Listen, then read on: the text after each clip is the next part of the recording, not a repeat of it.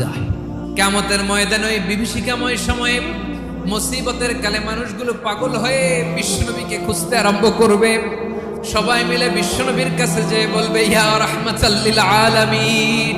দেখেন আমাদের কি অবস্থা, সূর্যের আলোতে ঘেমে হয়রান। আজকে কেউ সুপারিশ করতে পারবে না।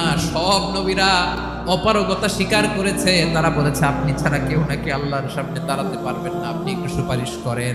বিশ্বনবী বলবেন, আসো আসো, আজকের দিনে আমি ছাড়া আল্লাহর সামনে কেউ দাঁড়াতে পারবে না।